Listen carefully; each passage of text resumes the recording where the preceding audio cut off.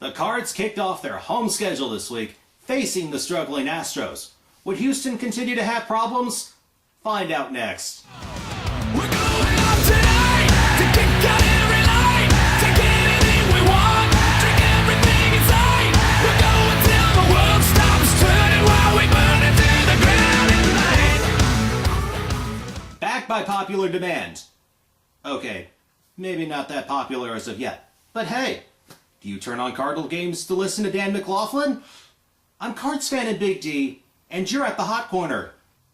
And for the third straight time this year, the Cardinals take 2 out of 3.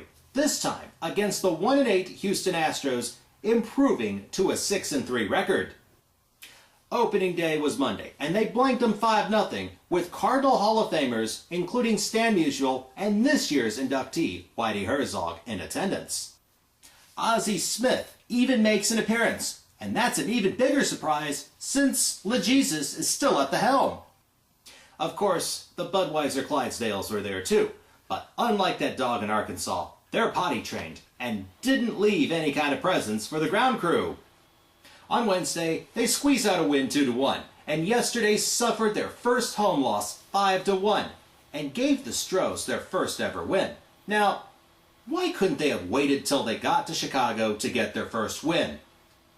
Yes, the Astros have been absolutely terrible this year, starting the season 0-8. They've got a young team, and lacks experience, and is a far cry from the Killer Bee years. In fact, there are only 4 players left from the 2005 team that went to the World Series. Could be the reason they've been outscored 45-19, which happens to be dead last in the majors. They're also 30th in the league in home runs, 30th in the league in RBIs, dead last in walks, on-base percentage, and slugging percentage. It doesn't help that they've had to face the likes of Tim Lincecum, Barry Zito, Jamie Moyer, and Roy Halladay. All of this before coming to St. Louis. And their pitching, outside of Wandy Rodriguez's performance on Monday, has been pretty impressive.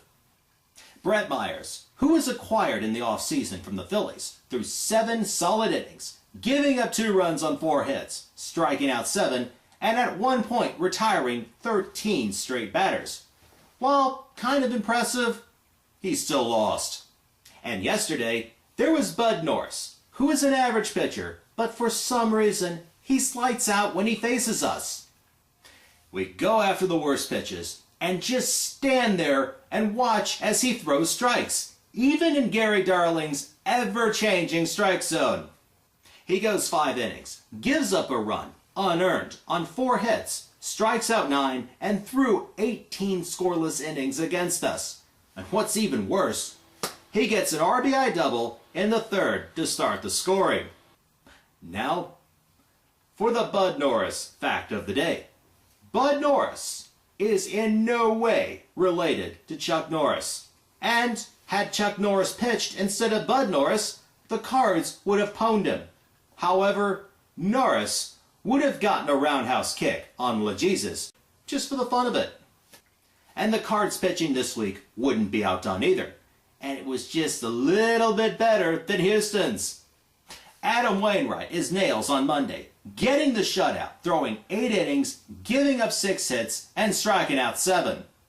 As for Brad Penny, I think he's going to do just fine here. Another solid outing for him. 7 innings, 3 hits, and an unearned run. Not to mention, he's from Oklahoma and grew up idolizing the Cardinals.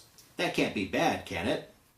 Even in a losing effort, Kyle Loesch looked decent. 7 innings, 2 runs on 5 hits. Although he can't run the bases to save his life, and that possibly could have been the difference maker yesterday. As for the bullpen, throwing out that Mitchell Boggs subpar performance on yesterday's game, they got pretty stingy, and it appears Jason Mott has finally learned how to throw a couple new pitches. Yes!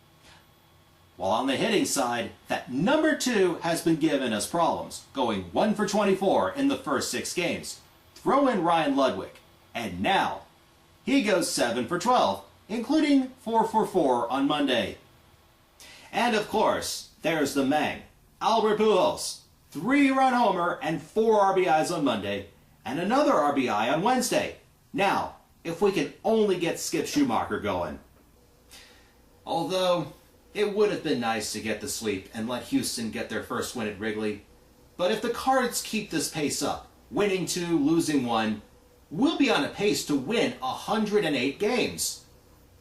And another thing, the last time a Cardinal hit a grand slam on opening day, the Cards win their home opener, and Phil Mickelson wins the Masters, the Cardinals went on to win the World Series.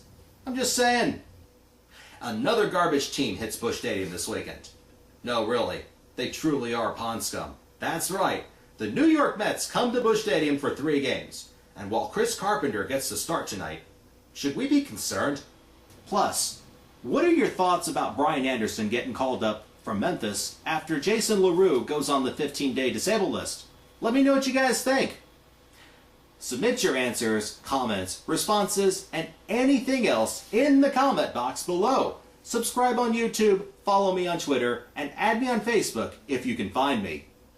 Have a great weekend. You're always a winner at Hot Shots. Go Cards!